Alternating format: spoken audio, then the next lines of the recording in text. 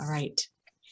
So thank you again very much for coming here today. I am excited to cover this topic, and that we're going to launch this very first inaugural event. And the very first person I want to thank specifically is Kim Hoffmans for really supporting this idea.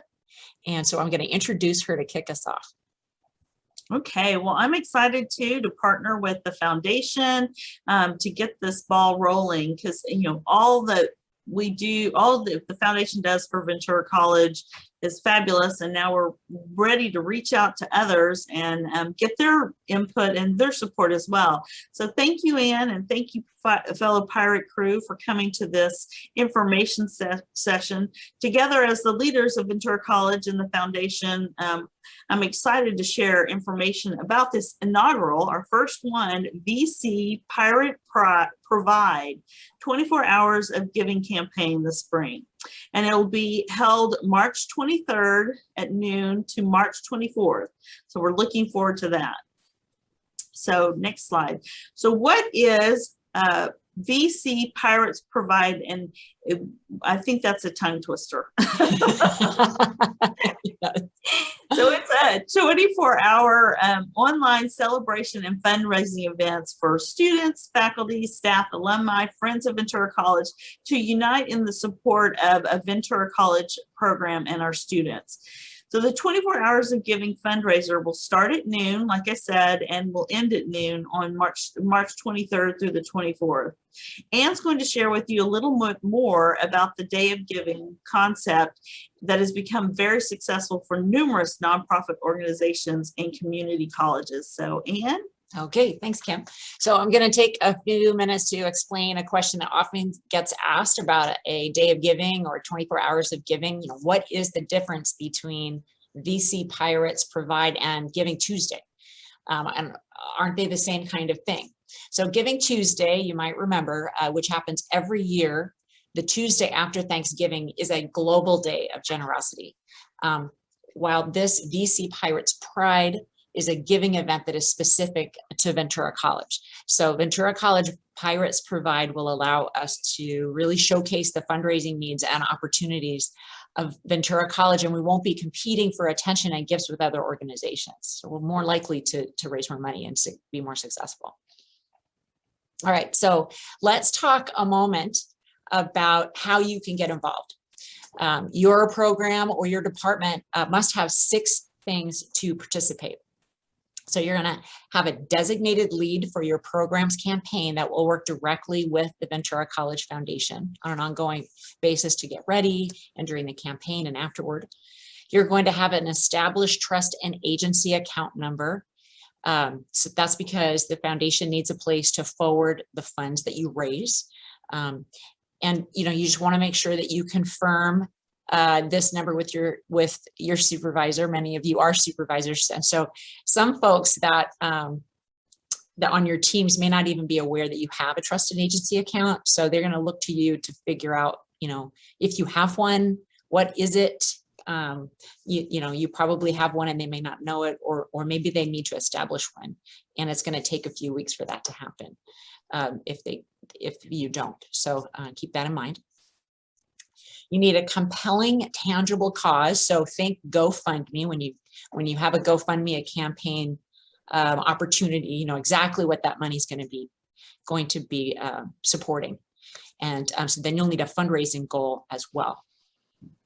So think what would make someone want to donate and to support your program or your cause. So you want to think about that in terms of not only what it is, but how you explain how it will help and the impact that we'll make.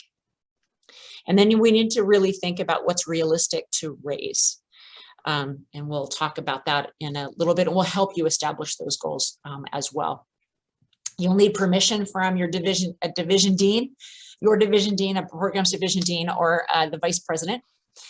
And a group of people you will also need, and this is very important, who are ready to promote Pirates Provide projects, yours, using social media, email, texting, phone calls for the 24 hours of giving. that we have. So it's kind of an ongoing kind of excitement that happens, and it's going to require a team of people to be committed to doing that. So if you don't have these things, we would love to have you be a Pirates Provide ambassador on campus, fundraise for another program, and or start planning for next year.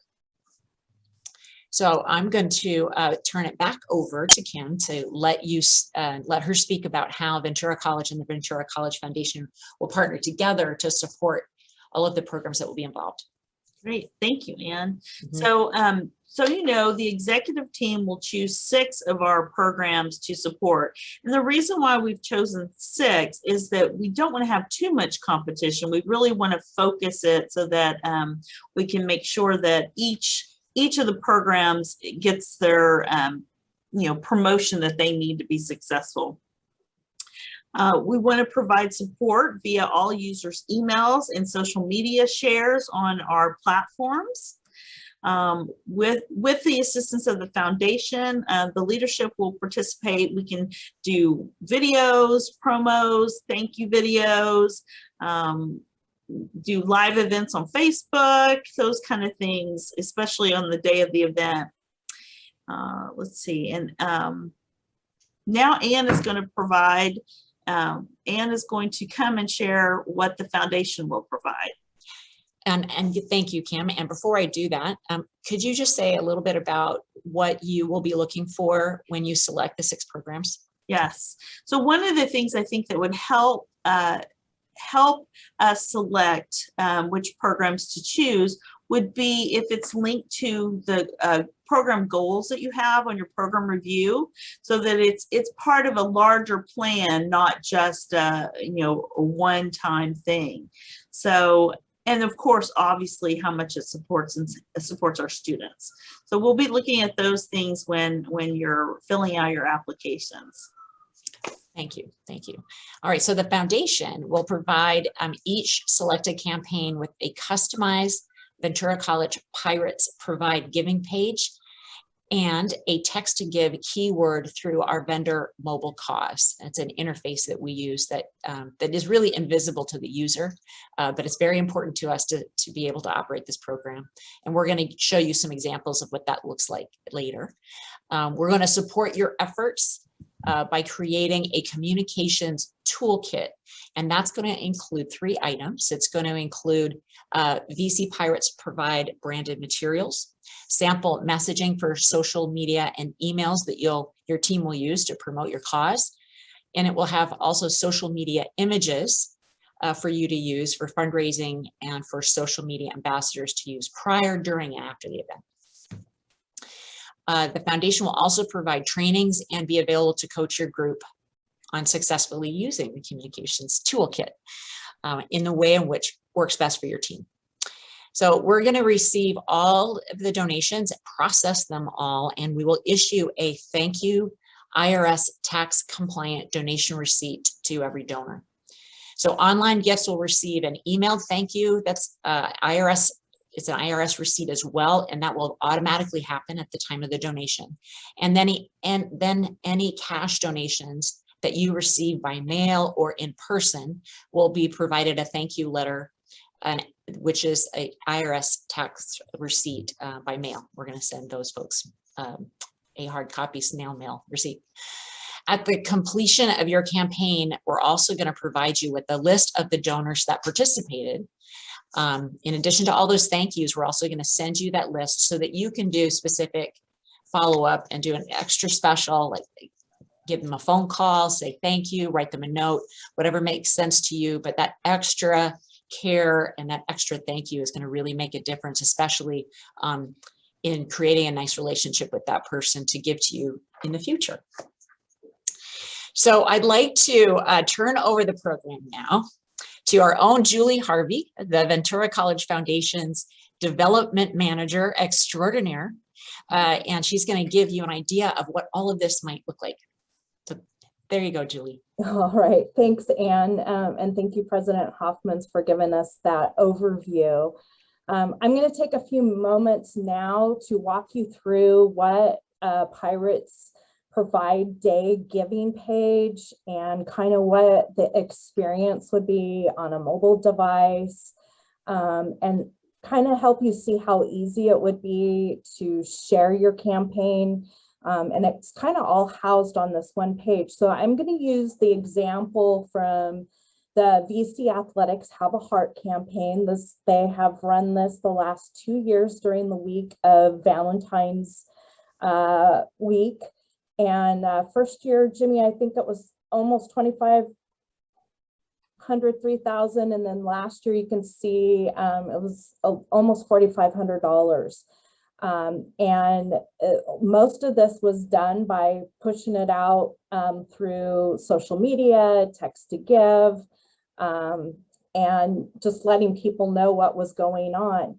So each campaign will receive each group that we will have one master page, and then under that for the day, and then each of your campaigns will also be on that master page. In addition, you will receive your own page with your own link, your own keyword that's going to look very similar to what is up here for the Heart for VC campaign. It'll show your goal. You can add a video. Jimmy just gave a short little 30-second, thank you so much for supporting us. Here's why we need help. Here's how you can help solve what we need and what your impact will make.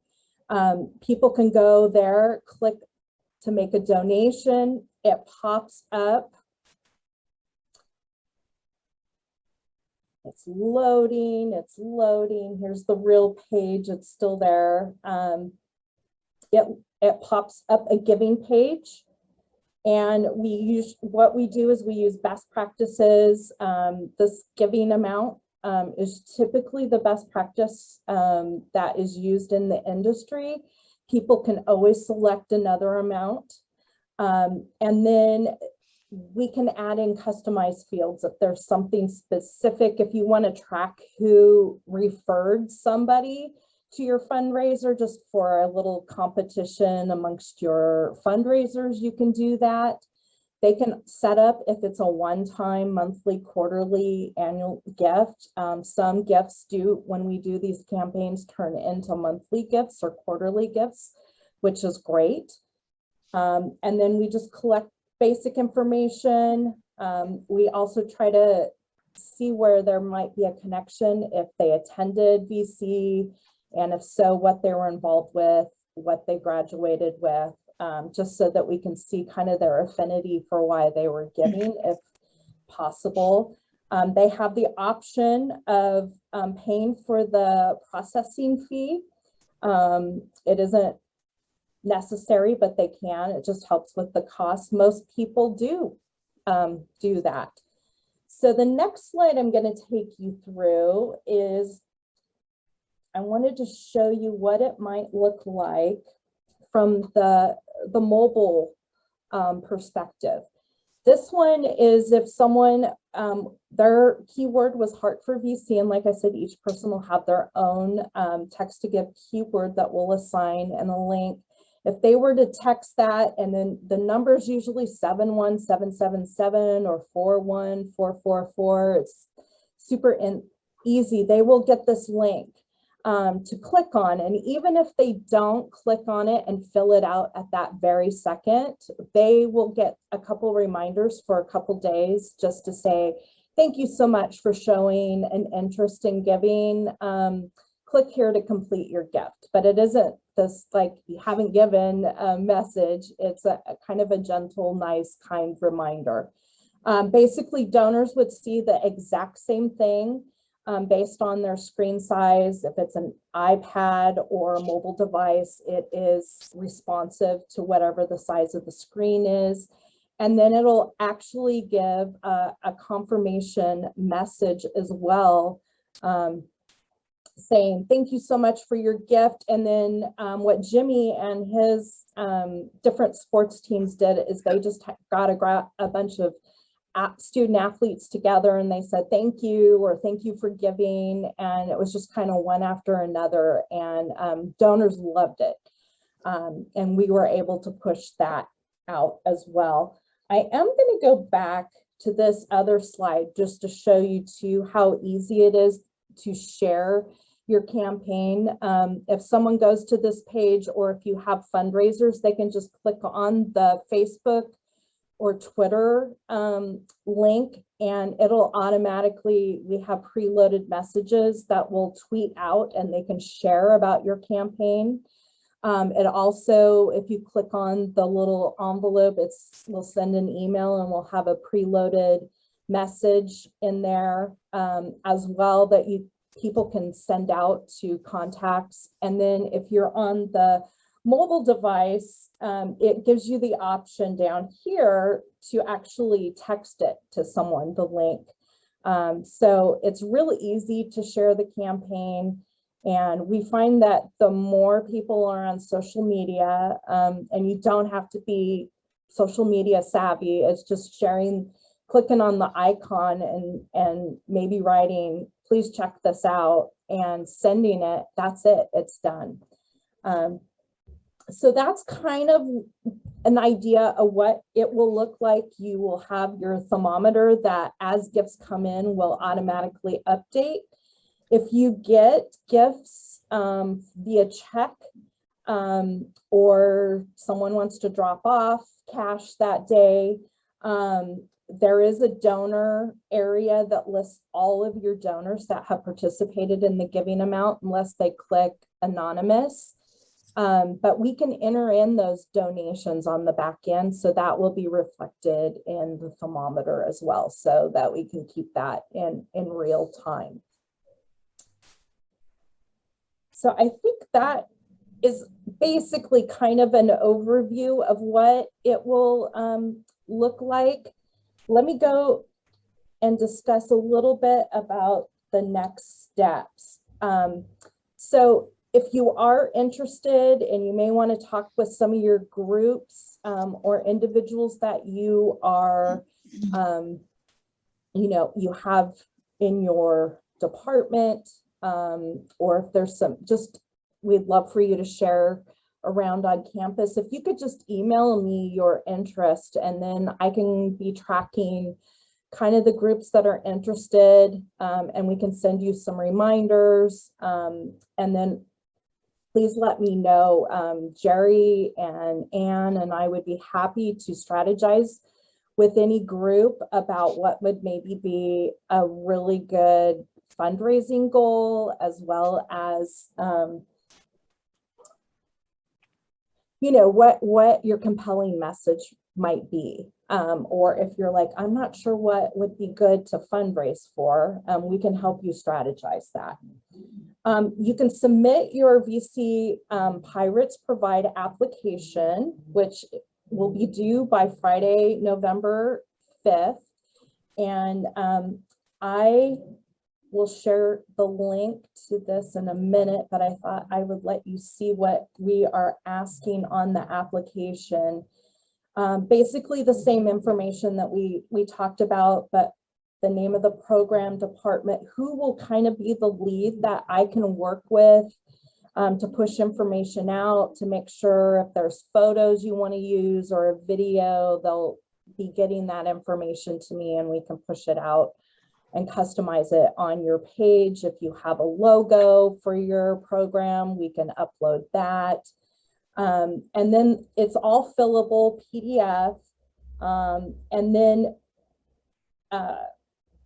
number 2 is telling about your compelling tangible cause, why donors should support you, what you would like to do with these funds, and then also if this is part of your program review goals. That will be very helpful for the executive team when they review these applications. The other additional thing that is important is we want to make sure if it is something big that will become tangible property of the college, of like, what's the size of the equipment? Do you have a storage location? Is there additional utility connections or any special installations, like to get it off the ground, will that be included in your fundraising goal, or will you have funds that from your budget that would be able to cover those additional costs? Who will be transporting that? Sometimes is a question. Are there extra shipping costs? So taking all of that into consideration, so you know what is up there up front. And then whomever fills out the form, sometimes we have questions, so if they could fill that out. And then the last thing would be is having the division dean or vice president over your area review and give approval for submitting the form. And once the form is completed, if you can send it to the foundation, to me directly, we will review them to make sure that it's the best kind of goal and strategy to help you be successful in your fundraising. And then we will pass those on to the executive team to review. Let me share the link in the chat with you right now. We will also forward the link to you afterward too. Yeah. Let's see, my page disappeared on me. Well, here we go. It's coming. It is moving very slow for me. All right, I will do that later then.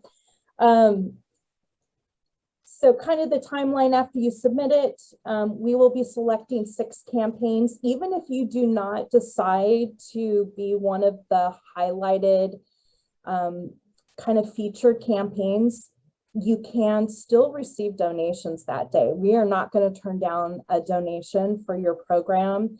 So we will have actually 8 options. One will be give to whatever, it'll be our normal foundation giving page. And then we will also do a campaign for the Fund for VC, which helps the foundation fund extra things here and there. And then we will have the 6 programs. So that day there will be 8 in total. So the executive team will select the 6 featured programs. And then we will notify you of those who are selected before the winter break. And then come January, when we come back into the spring semester, we will hit the ground running, starting to promote that and having the communication toolkits and strategizing what you can do here and there, little extra touches or ideas during that time. And then we'll give you that toolkit. 6 weeks out is usually the best. We'll probably start dropping some save the dates in March, or I'm sorry, for January, for March, for people to save the date so that it just starts getting on people's radar and it's aware, and it's something that everybody will know about when it rolls around on campus that day. So I think we're going to move in to some questions, and I'll turn it back to you. And if there's anything you may have, just ask away. Yeah. Unmute yourself and ask away, or raise a hand, or put something in the chat. Jamie Galva's going to monitor the chat. If someone's talking and you want to park an idea there, Julie, could you put us into gallery view? I will. That'd be great. Okay. I did want to cover the question about Francisco Fuentes. Hello. I wanted to cover the question about goal. So something to keep in mind is that when it's very, very important, IRS law makes it even more important than just a good key to success. And that is when you're asking for money for something specific, then we accept that donation, it is the IRS sees that as a contract. So we need to spend that money on that restricted purpose that you said it was going to be spent on. So that's why not only do we want to set a goal that's realistic so that you can blow it out of the water and really impress people and people can get very excited about that, but you also want to set a goal that's going to be met so that you will actually spend that money on that particular purpose. So that's pretty important. And we can strategize with you offline if you have something that you think you might be raising money for in not only on, this might be the kickoff, and then you might want to do other things down the road to add to that fund. There are lots of different ways to get to a goal. But if your only campaign is this campaign, then that's something we just want to make sure that we set you up for success so that you raise that money and then you can spend that money on the thing that you hope to have. Other questions?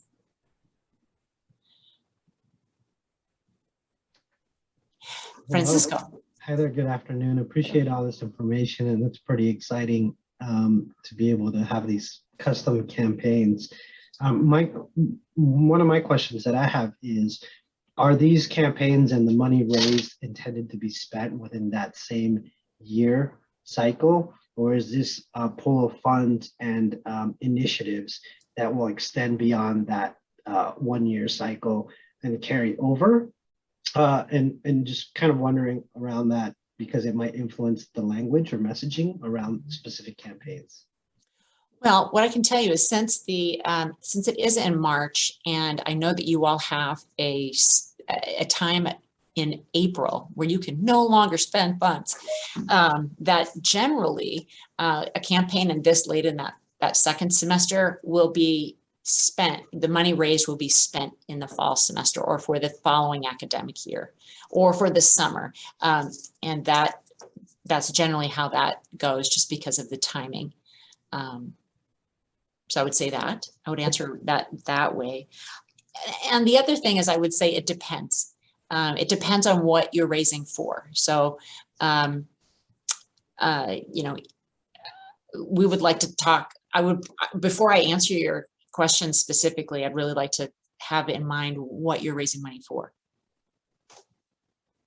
I have no actual idea. Okay. I'm just curious to know if the ideas I have to come up with have to be ideas that have, like, the money expires and therefore the initiative has to be something that can be carried out within an academic year, or if it's like some initiative that has more of a long-term scope in planning, so I just kind of wanted to get a sense for, input, output, right? Yes. Give money, what's going to be the output and what's the timeline or expected timeline for that. So that's where I wanted to get a general sense. Mm-hmm.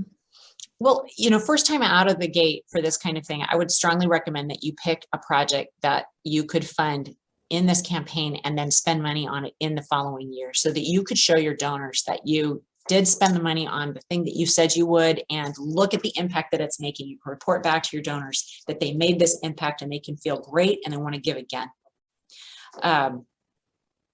There are some programs on campus, and I'm thinking of basketball being the one that comes top of mind. They've been doing fundraising for a long time. They have a track record. They have donors who know what they're doing, and they are raising money for an endowment. So that money isn't going to be spent in the next year. That money is going to go into their endowment. So that's the other end of the spectrum of things that might be raised. The money might be raised for. But I wouldn't recommend creating an endowment straight out of the gate, because you want to, basketball can do that because they have already delivered so many things that excite their current pool of donors. But what you want to do is you want to start creating a relationship with your donors and your networks, so that they would then, maybe down the road you do want to create an endowment, but they would already be in that place to trust you, to know that you're full of integrity and you're full of excitement and you're making an impact on students, so that they would then invest in an endowment down the road. So Francisco, welcome. I'm so glad. I haven't seen you since you started your new job. So with a new program like ethnic studies, maybe you want to have like a monthly community book reading, or you want to, have money for supplies for that. I mean, ways to connect to the community. I mean, there's all sorts of things you can do, but as a new program, and maybe it's to support your new program, maybe it's marketing, advertising, social media, those type of things. So, we can help you think through and come up with ideas, but I'm excited to see you here today. No, that's cool. And welcome to the campus. Yes. Yeah, we're very excited to have you on campus in general. So Thank you very much. yeah. Yeah. Oh my gosh, the sky's the limit with you and what you could fund. So I appreciate those suggestions, President Kim.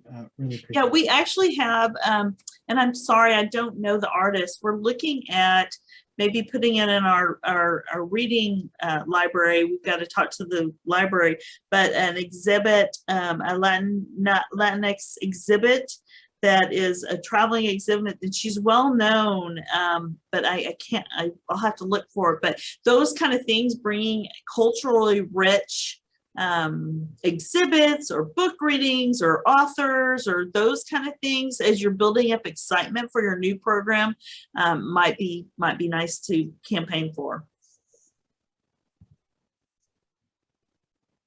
And as a new person here, I might be asking an ignorant follow-up question here, but I wonder then, I want to make sure that there's like no double dipping or no reproduction of resources and services on campus that already exist. So I ask myself, I know that there's a big push for, open books or low cost, keeping costs low for books, but is there a pool of funds for students who don't have funds to buy books, ways for them to access funding to purchase their books for class already? Or that might be something. Also, something related is scholarships. Is these kind of efforts and campaigns intended to help support like student scholarships, or is that kind of something that we should look at as something separate and independent of these kind of campaign initiatives that we want to do with this particular day? well, you asked this question in the right place because between Alma and myself, we can answer, and Jen, we can answer your questions completely about textbooks, about scholarships, and about extra funding for books and that kind of thing. So there are many places that students can get support for books, just starting with books. So the foundation supports and has supported for a number of years the textbook lending library at the library, so that students can check out a book for the semester, as long as that book exists in the collection. And we give an account. We fill up an account at the beginning of the year for the library. So if there's a book that is in high demand that a student has requested and they don't have it in their collection, then the library can go and get it and give that to the student. So that's a real simplified answer to the question about the textbook lending library, but is there. And also combined with a little bit of support of the foundation and a lot of support for CARES Act money and other things, we have the Zero Textbook Cost Initiative, and Jen can talk about that. And then after that, or before then, Alma can talk about how financial aid supports students to buy books through their financial aid packages.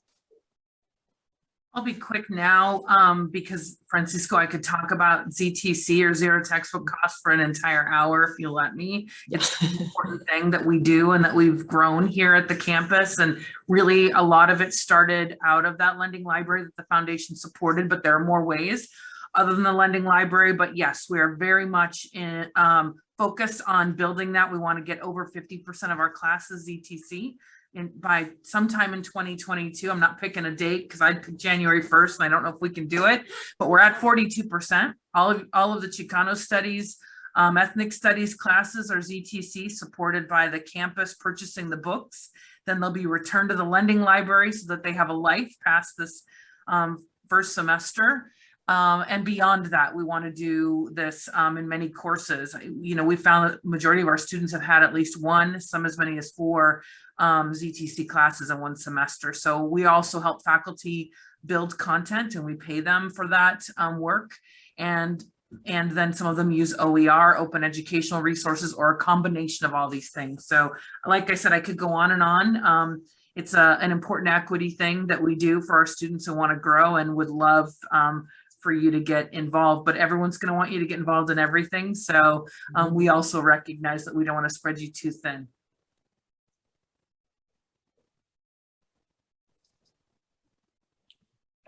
So I don't know, Alma, if you want to say a couple words about what you do to support students. You there? I know you could talk for a week about it, but maybe you could answer the textbook question. With us, pretty much we oversee all the financial aid programs, and so there's a lot of resources. Our goal is to try to get students to apply, and so oftentimes when you hear students talk about not being able to afford the textbooks, when they usually get referred to us, it starts with them applying for financial aid. So, you know, biggest part of it is getting faculty to also help us with that, and the promotion of making sure that students, you know, just don't turn away the opportunity, because a lot of times, oh, maybe my parents make too much money, I probably don't qualify, this is the community college, just a lot of myths that are out there. And so once we break that down and they apply, over 60%, almost close to 70% of our students receive some form of financial aid. So they can use that financial aid to buy textbooks, and they're not limited to buying them on campus. So that's one of the things like the federal government doesn't want, is for you to limit their opportunity. They should be able to buy used books, you know, buy it anywhere that they want, get the best price for that book, rent the book.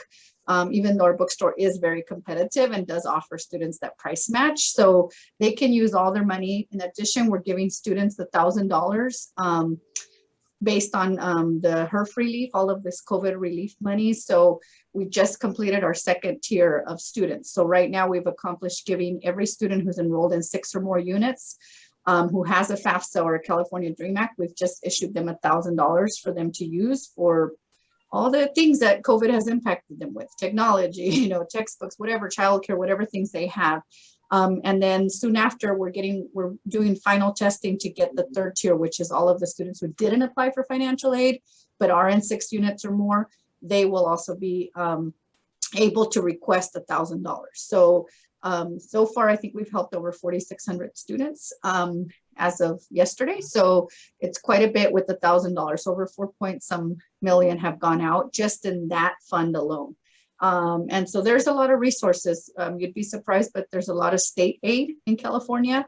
The Cal Grant, the Student Success Grant, we have federal dollars, we had emergency relief money coming from the state. So there's plenty of resources. I think the biggest challenge that I have is, you know, we have such a small staff, we just can't get out there to get to the classrooms, get to the students to promote that they should all be applying for financial aid, that they should, you know, there's no reason you shouldn't try to at least submit a FAFSA. Even for the VC Promise, which pays their tuition, there's no income limit to that. So. And then regarding scholarships, the foundation does, in addition to posting information about how to get scholarships from outside organizations, we always have that on our website. We give out somewhere in the neighborhood of $650,000 to $700,000 in scholarships a year on campus. The minimum award is $1,000. Some of our awards go up to can be bigger, you know, around $4,000 for transfer scholarships, and then we have these a few giant awards that are larger than that. We just raise money for that all the time, and we can talk offline if you feel as though there needs to be a specific category of scholarship that may not be covered by what we do, and we need to fill that hole. Also, I just want you to know that, especially since you're so new to our campus, and then some people who might be seeing this recording or hearing this recording might be new to fundraising. This process is we want to be here to support you and help you and try to find something that is going to be value added for your students. So, you know, if you submit something, I know that the foundation staff and the college leadership are going to try to find a way to help you craft that project to be one that's going to be the right one. And it's going to be helpful to you and to everybody else. So, and there are students specifically. So don't, you know, submit your application early, and then we'll just help you get this done, whatever it is. Yeah. Or whatever it's going to be. Mm-hmm. Mm-hmm. Any other thoughts or questions? Oh yes, and Jamie in the chat is Jamie, would you wave, please? So she is our scholarship specialist at the foundation, and our general application opens on October the 1st. It's an annual application process for all students. A lot of information is going to be in October. It's going to flood the campus about our application process. And I know that Jamie would love to go into your classrooms and do a little orientation for your students to encourage them to apply. Jimmy Walker is just so great to show up to our Q&A sessions about many things that and the reason, many things related to these kinds of campaigns. And one of the reasons I'm so grateful is that because athletics they Have a Heart campaign going 2 years ago, it was because of Jimmy's leadership, we've been able to develop these tools for the rest of the campus. So I'm wondering, Jimmy, if there's something that you think we should mention, or some kind of tip or advice when you think about launching some kind of campaign that you have learned along the way. The biggest thing I've learned is the thank you video. That is, and then doing the intro video, that changed perception on how on the people that want to donate, and they see actual, the students that it affects directly. And I think that's why our Have a Heart every year gets better and better, is that they see the beginning part now, as we do a beginning video with the athletes, and they have the thank you video. And that was the biggest thing, instead of just the pushes on social media and all that stuff, is just the thank you part and that connection they get. So that's the biggest part.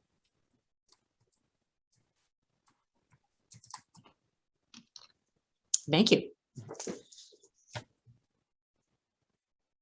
I guess one of the things I have heard you say, Jimmy, and we talk about it all the time, fundraising is about relationships. So having these tools definitely helps create these relationships around fundraising. But the real success comes from making individual connections. So the team of people that you pull together that are going to be working around the Day of Giving, the success, you're going to magnify your success and be more successful if that team really does reach out to their network of people. Like Alma, I know that you have so many grateful alumni that just keep in touch with you because they just love you and they love your team and what you did for them. And those talk about ambassadors who would feel so proud to reach out. That's a great group of people that might want to reach out to their networks and really explain from a personal point of view the difference that you and your office made in their lives. So it's an example of folks that you might want to recruit. One of the things that Jimmy did that I liked is he'd have the teams do thank yous or little videos too. And I thought that was very appealing.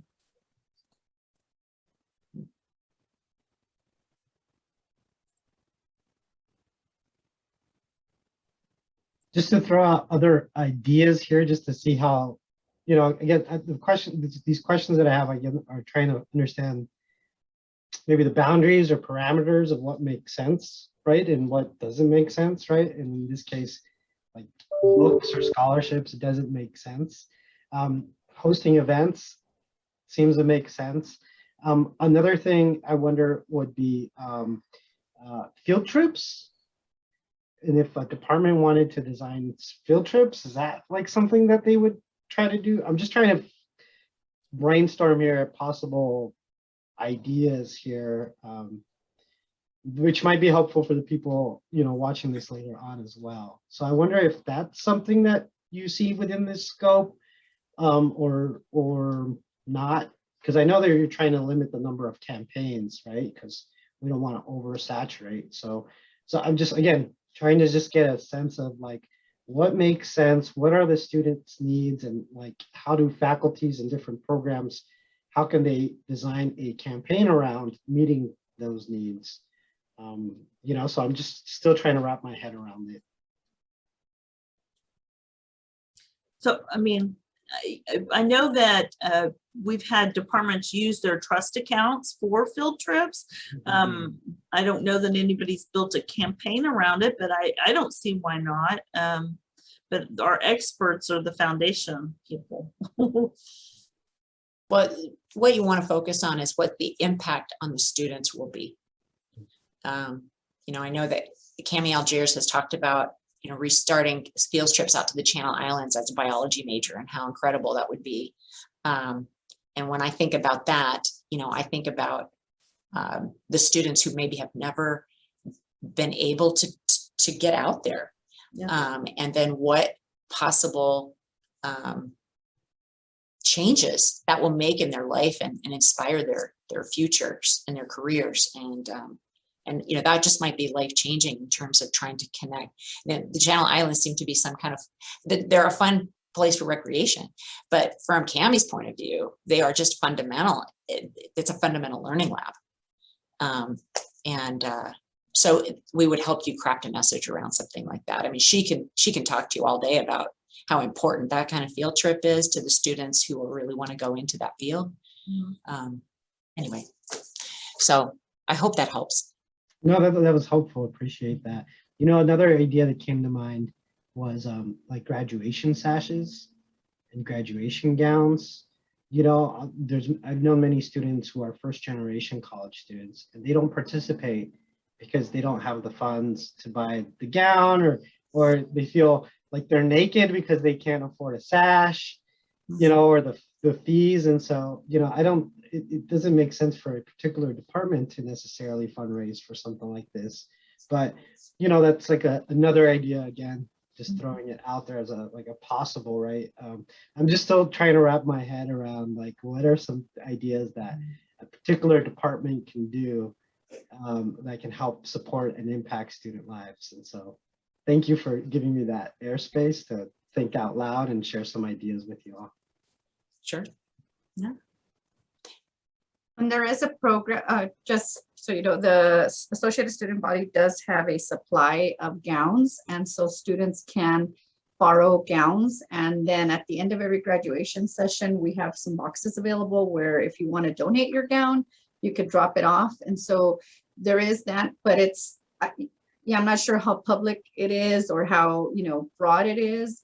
We've talked about sashes on my end with dreamers wanting to find resources to buy them for our foster youth, because, they're some of the most vulnerable populations that really can't afford these extra things. So yeah, maybe that's a much smaller project, but something that maybe we can do on a smaller scale with the foundation. I don't know, to seek out some donors that would be interested in those, I know there's some of us who do like the Dreamer Scholarship. So maybe based on those donors, reaching out to them for some additional support to buy the sashes for the Dreamers, Yeah,